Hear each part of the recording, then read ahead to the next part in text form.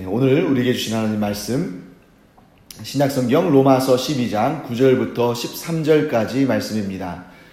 네, 우리 천천히 한번 같이 읽어보겠습니다. 사랑에는 거짓이 없나니 악을 미워하고 선에 속하라. 형제를 사랑하여 서로 우애하고 존경하기를 서로 먼저 하며 부지런하여 게으르지 말고 열심을 품고 주를 섬기라. 소망 중에 즐거워하며 환난 중에 참으며 기도에 항상 힘쓰며 성도들의 쓸 것을 공급하며 손 대접하기를 힘쓰라. 아멘. 자, 이제 12장에 와서 사도 바울이 여러 가지 권면으로 실제적인 그런 조언들을 로마 교회 성도들에게 또 나아가서 하나님께서 또 오늘날 이 땅을 살아가는 우리 성도들에게 이러한 권면의 말씀 또 조언의 말씀을 주고 계십니다.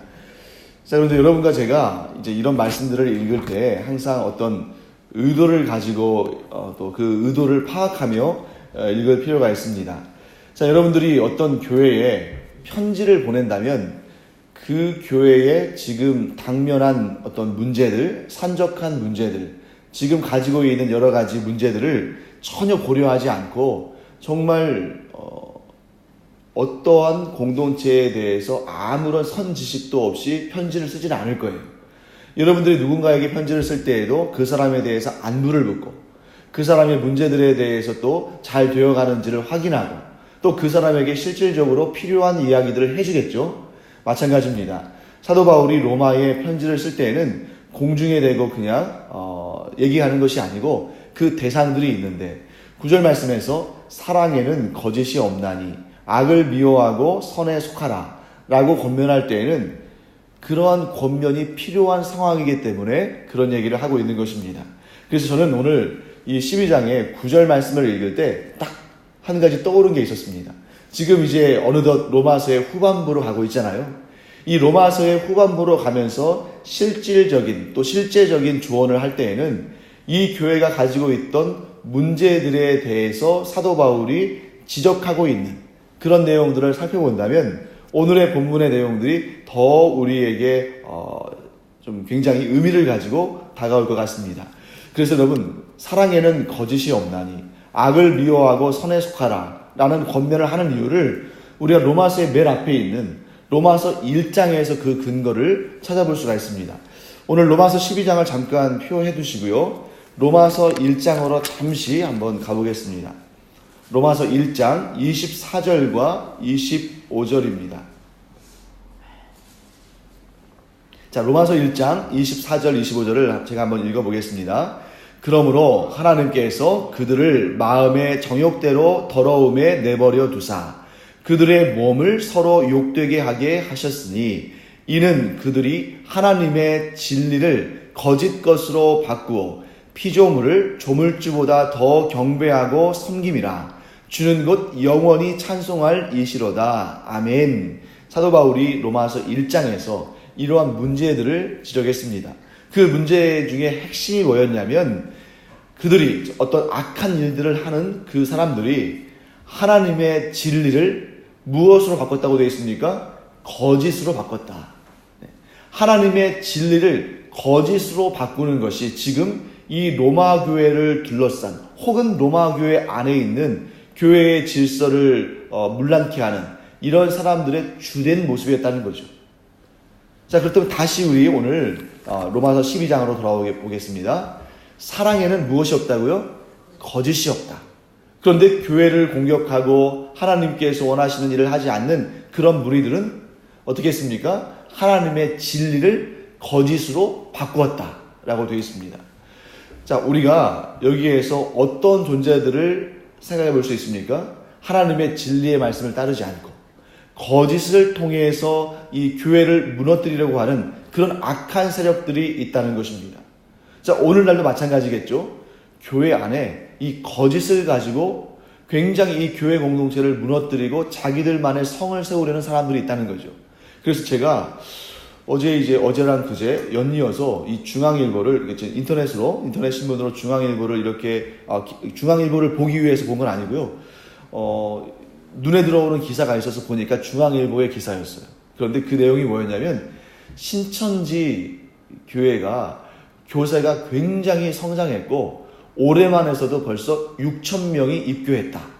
이런 기사가 났는데 그러면서 이제 그 신천지에 대해서 아주 좋은 그런 내용들을 막 이렇게 썼습니다. 그래서 아주 교육도 튼튼히 아주 교육도 훌륭하게 잘 시키고 또 많은 사람들이 그곳에 와서 정말 진리의 말씀을 깨닫고 그래서 많은 교세의 성장을 이뤘다. 이런 내용들이 써 있는 거예요. 그래서 저는 어떻게 이런 내용들이 이런 일간지에 버젓이 실릴 수 있을까?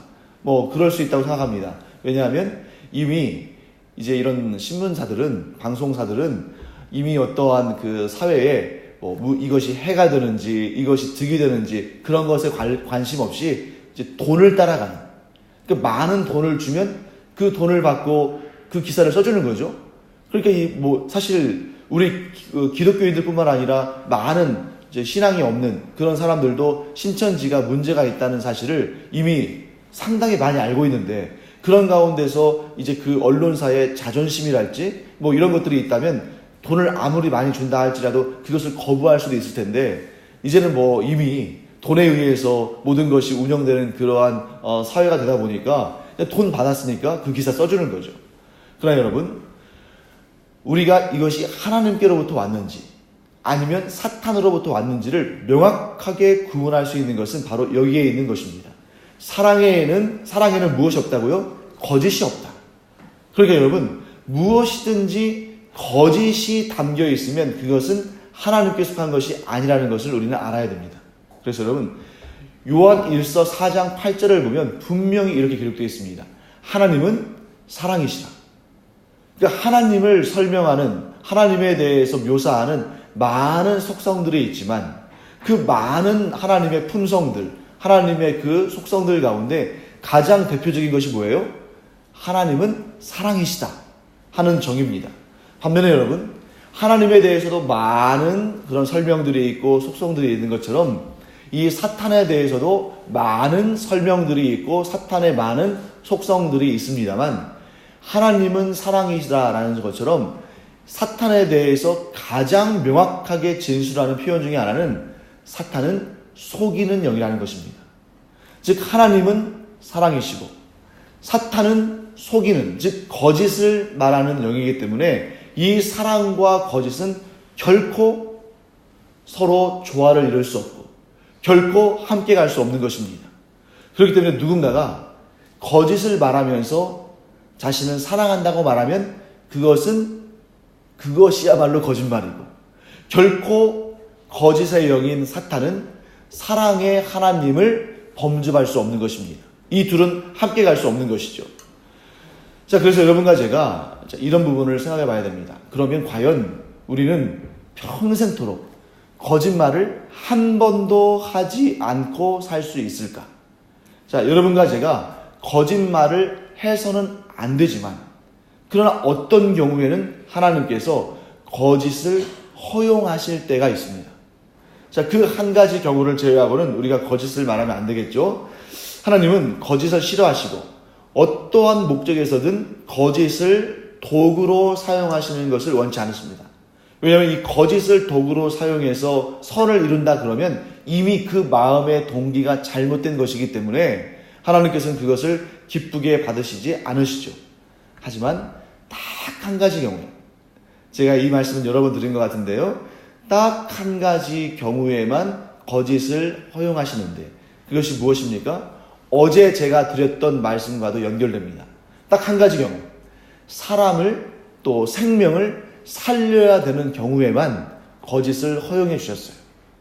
그래서 여러분 아시다시피 그 기생 라합도 거짓말을 했지만 하나님께서 그것을 악으로 불의로 여기지 않으셨습니다.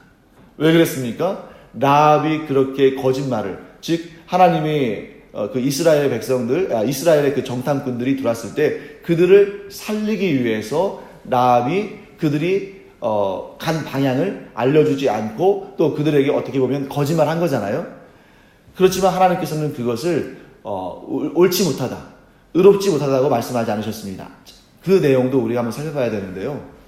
자, 이 라합이 이스라엘의 정탐꾼들을 살려주고자 하는 마음을 가졌을 때 비록 그 겉모습은 거짓이라는 형태를 취했지만 그 라합 안에는 어떤 마음이 있었던 것입니까? 사람을 살려주고자 하는, 하나님의 사람들을 살려주고자 하는 마음의 동기를 가진 것입니다. 그렇기 때문에 하나님은 중심을 보시기 때문에 그 중심, 즉 그 마음의 동기가 생명을 살리고자 하는, 특별히 하나님의 일꾼들을 살리고자 하는 동기였기 때문에 비록 그 포장이 거짓이었지만 하나님께서 거기에 대해서 죄를 묻지는 않으셨어요. 마찬가지입니다. 아무리 겉포장으로는 사랑이고 섬김이고 좋은 것이라 할지라도 그 마음의 동기가 거짓이라면, 그 마음의 동기가 사탄에게 속한 속이는 영으로부터 출발한 것이라면 아무리 겉모습이 보기 좋고 아무리 겉모습이 사랑스러워 보인다 할지라도 하나님은 그것을 의롭다 하지 않으신다는 것이죠. 그래서 여러분과 저는 이렇게 해야 됩니다. 우리 안에는 거짓을 품어서는 안 되고 참된 사랑의 마음을 가지고 악을 미워하고 선에 속해야 됩니다. 여기서도 마찬가지죠. 약간 이율배반적으로 보일지 모르지만 하나님은 원수도 사랑하라고 하셨잖아요. 그럼에도 불구하고 딱 한 가지 미워하는 것을 허용하셨습니다. 그것이 무엇일까요? 악을 미워하는 것이에요. 자, 생명을 살리기 위해서 거짓을 허용하신 하나님께서 하나님의 진리와 하나님의 선을 위해서 딱 한 가지 악을 미워하는 것을 허용하셨다 하는 것입니다. 그래서 이 부분에 있어서 우리는 반드시 이렇게 우리의 마음을 지켜야 됩니다. 그게 무엇입니까? 우리 안을 사랑으로 가득 채우고 동시에 우리의 안을 악을 미워하는 것으로 가득 채워야 돼요. 악과 사랑이 서로 대조가 되고 거짓과 미워하는 것이 서로 이렇게 대조가 되는 것입니다. 어떻게 해요? 여기서 말하는 거짓은 무엇입니까? 속이는 영이 우리 안에 심어놓은 것이고 여기에서 말하는 미워하는 것은 악을 미워하기 위해서 하나님께서 우리에게 주신 마음입니다. 그래서 이렇게 서로 대조되는 것들이 우리 안에 있다 하는 것을 우리가 알아야겠습니다. 자, 그 다음에 두 번째로 우리 10절 말씀 보겠습니다. 형제를 사랑하여 서로 우애하고 존경하기를 서로 먼저 하며. 하나님께서 우리에게 사랑을 계속하라고 지금 말씀하시죠. 그리고 서로 우애하라고 말씀하십니다. 존경하기를 서로 먼저 하라고 말씀하시죠. 자, 여기에서 사랑에 관해서 우리가 한 가지를 먼저 살펴보고 이 구체적인 10절 말씀을 들어가야겠네요. 자, 9절 말씀에 사랑에는 거짓이 없다. 그러니까 악을 미워하고 선에 속하라 말씀하신 다음에 형제를 사랑하여 서로 우애하라 라고 이제 말씀을 주십니다. 여기서 우리가 분명히 한 가지를 짚고 넘어가야 할 게 있어요. 이제 9절과 10절과 관련해서 이 사랑, 여러분 이 사랑이 과연 무엇인가? 이 사랑을 우리가 어떻게 적용해야 되는가 하는 것을 우리가 한번 살펴봐야겠습니다. 자, 사랑을 하면 어떠한 결과가 나타나냐면 사랑을 하면 그 사랑의 대상이 기뻐하는 일을 하게 됩니다. 자, 우리가 누군가를 사랑하면 그 사랑하는 대상이 기뻐하는 일을 우리가 하게 되죠. 그것이 바로 사랑의 표현입니다. 그런데 문제는 우리가 하나님을 사랑함으로 말미암아 하나님께서 기뻐하시는 일을 한다고 하는데 그 기준이 무엇인가 하는 거예요. 그 기준. 자, 우리가 스스로 선과 악의 기준이 되어버리면 우리가 하나님을 사랑한다고 하면서도 그래서 하나님께서 이 일을 기뻐하신다고 생각하지만 정작 하나님께서 그 일을 기뻐하지 않으실 수 있습니다. 자, 다시 한번 우리가 정리해 볼게요. 사랑을 하면 그 사랑을 하는 대상, 내가 사랑하는 그 대상이 기뻐하는 일을 하게 되는데 정작 내가 그 사랑하는 대상에게 기뻐하는 일을 한다고 하지만 그 기준이 내 기준이 되어버리면 정작 그 사람은 내가 하는 그 행위가 기쁘지 않을 수 있어요. 자, 이 일을 하나님께 우리가 적용해 보겠습니다. 우리가 하나님을 사랑하기 때문에 하나님께서 기뻐하시는 일을 한다고 하지만 정작 하나님 보실 때에는 그 일이 하나님을 기쁘시게 하는 일이 아닐 수 있다는 거죠. 나는 열심히 하나님이 기뻐하시는 일을 했다고 생각합니다. 그런데 정작 하나님은 그 일을 기뻐하지 않으실 수 있어요. 왜 이런 일이 발생하는가? 선과 악을 판단하는 기준을 하나님께 두지 않고 내 자신 안에 둘 때 그런 문제가 발생합니다. 즉 선과 악을 판단하는 기준이 하나님의 진리의 말씀 가운데 있지 않고 내 생각과 내 소견에 있을 때에 정작 하나님을 기쁘시게 해드리는 일을 한다고 하지만 정작 하나님은 기뻐하지 않으실 수 있다는 거예요. 그래서 여기에서 우리가 한 가지 분명한 사실을, 기준을 가지고 출발하기를 원합니다. 그것이 무엇이냐면 우리는 결코 우리 스스로의 선과 악의 기준에 따라서 행하면 안 된다는 거예요. 왜냐하면 우리가 절대적인 선이 아니기 때문에, 우리의 생각이 절대적인 진리가 아니기 때문에 내가 옳다고 생각하는 그것이 하나님의 진리가 아닐 수 있습니다. 또한 그것이 선이 아닐 수 있다는 것이죠. 그렇기 때문에 우리가 힘써 가져야 할 선악의 기준은 전적으로 하나님의 기준이어야 한다는 것이죠. 내 기준이 아니라. 그래서 우리가 부부간에도 아주 친한 친구 사이에도 또 교회에서 서로 이렇게 사랑의 규제를 하는 성도 간에도 이렇게 의견의 충돌이 있을 수 있습니다. 서로 맞지 않을 수 있어요. 아니 왜 어떻게 저 사람은 저렇게 생각할까? 왜 이 문제를 두고 저렇게 생각할까? 여러분 그런 생각이 있지 않은 것, 그러한 모든 일에 있어서 완전히 일치를 보는 것, 그것이야말로 이 땅에서는 불가능한 일입니다. 우리는 저마다 각각 자기의 생각이 있고 자기의 주관이 있고 자기의 판단의 기준이 있기 때문에 우리가 각자의 인격인 이유는 저 사람과 내가 완전히 생각이 동일하지 않기 때문에 그래요. 삼위일체 하나님이 완전히 하나이신 이유는 모든 생각과 판단과 기준이 동일하시기 때문에 그렇습니다. 하지만 우리는 아무리 가까운 사람들이라 할지라도 완전히 하나 되지는 못해요. 우리가 천국에 이르르면, 우리가 천국에 올라가게 되면 완전히 하나를 이루겠지만 이 땅에서는 우리가 아무리 가까운 사람도 완전히 하나일 수는 없습니다. 그렇기 때문에 우리는 서로 갈등이 있고 의견의 차이가 있고 때로는 분란이 있는 것이죠. 그렇기 때문에 우리 완전하지 못한 나의 기준에 따라서 생각하고 판단하고 말하고 생각하면 반드시 누군가로부터 어떠한 다른 그런 어떤 문제들이 발생할 수 있습니다. 그렇기 때문에 우리는 선악을 판단하는, 선악을 판결하는 그 기준을 절대적이신 하나님의 기준에 둬야 되는데 그게 뭐예요? 하나님께서 하나님의 그 선악을 판단하는 기준을 우리에게 명확히 알려주시기 위해서 우리에게 무엇을 주셨습니까? 성경을 주신 거예요. 그렇기 때문에 우리가 무엇인가, 이것이 옳은가, 그른가, 이것이 선인가, 악인가, 우리 사이에 의견의 차이가 있을 때 어느 쪽을 선택해야 되는가, 나는 사실을, 나는 그러한 부분들을 생각할 때 반드시 어디로 가야 되는 것입니까? 성경으로. 하나님의 절대적인 기준이 우리에게 계시된 성경으로 가서 하나님의 뜻이 무엇인지를 아주 면밀히 분석하고 관찰하고 또 이해하고, 그래서 하나님의 기준으로 우리가 판단의 기준을 삼아야 됩니다. 그래서 여러분과 제가 힘써 성경을 읽고 그 뜻을 깨달아서 알고 또 그것을 선악의 기준으로 삼아야 되는 것이죠. 그래서 여러분과 제가 이 자리에서 반드시 기억해야 됩니다. 이 성경을 우리가 읽고 그 성경에서 하나님의 진리를 발견해서 그것을 우리의 삶의 기준으로 세워야 되는데, 그때에도 우리가 아주 중요한 판단의 기준을 삼을 때 아주 중요한 요건이 있는데 그것은 바로 성경을 잘 해석해야 한다는 거죠.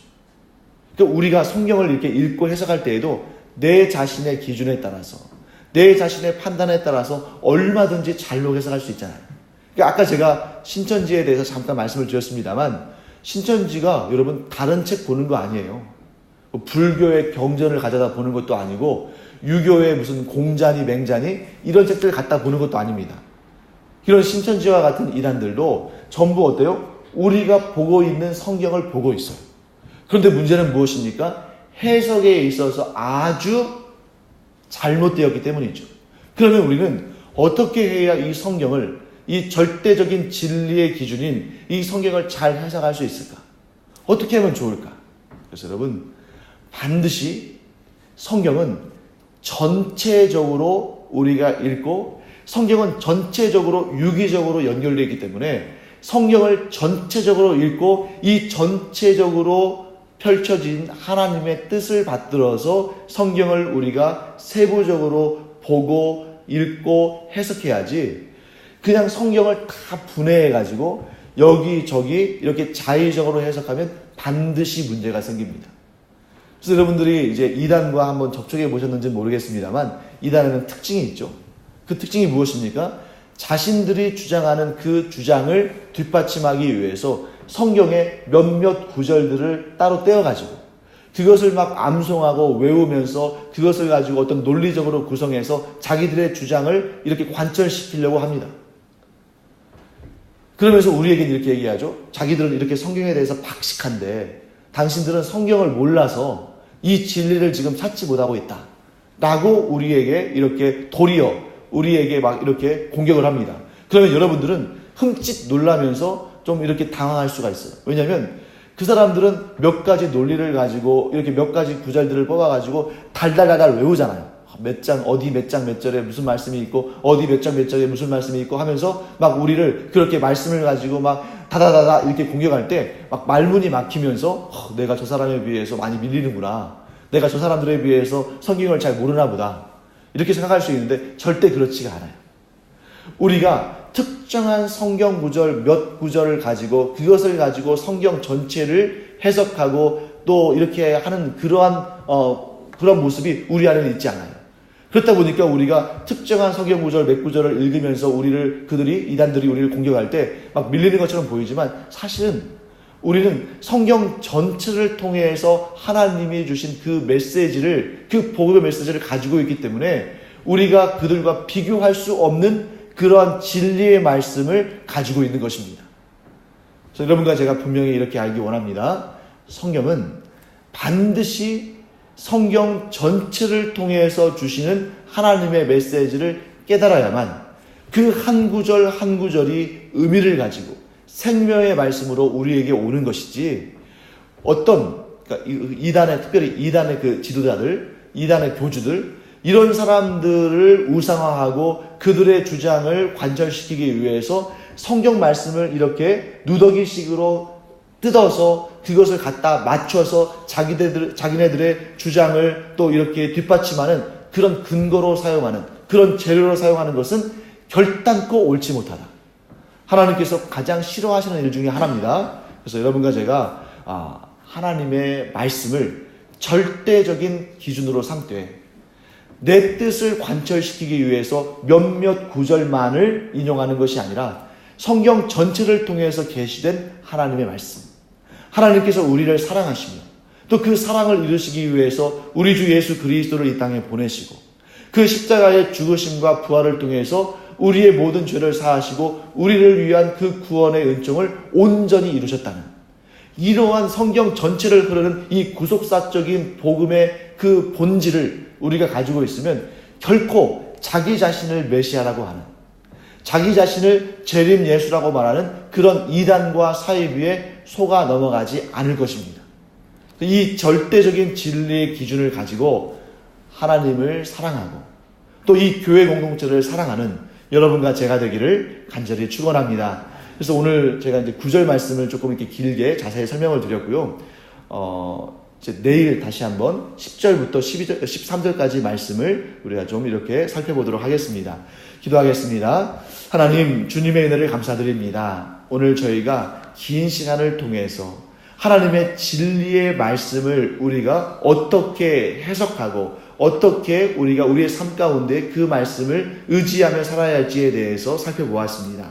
하나님, 이 시간에도 너무나 많은 이단과 사이비들이 또한 그들의 교주들이 자기의 주장을 위해서, 자기를 우상화하기 위해서, 자신들의 논리를 펼치기 위해서 성경을 누더기처럼 뜯어가지고 자신들의 주장을 뒷받침하는 재료로 사용하는 그러한 정말 너무나 안타까운 일들이 벌어지고 있습니다.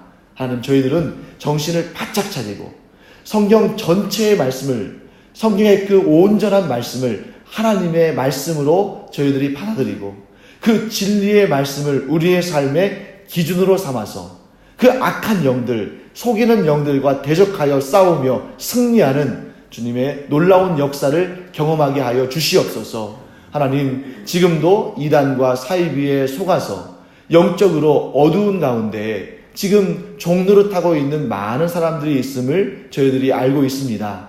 저들을 주님께서 불쌍히 여겨주시고 속히 성령의 조명하심으로 저들이 하나님의 말씀을 온전히 깨달아 알므로 지금까지 속아왔던 그 인생들을 이제는 청산하고 하나님께로 돌아와서 절대적인 하나님의 진리의 말씀에 기초하고 하나님 온전한 신앙생활 할 수 있도록 은혜 더하여 주시옵소서. 그러므로 말미암아 저들이 잃었던 구원을 되찾는 놀라운 하나님의 은혜를 체험하는 역사를 허락하여 주시옵소서. 감사드리며 예수님의 이름으로 축복하며 기도합니다. 아멘.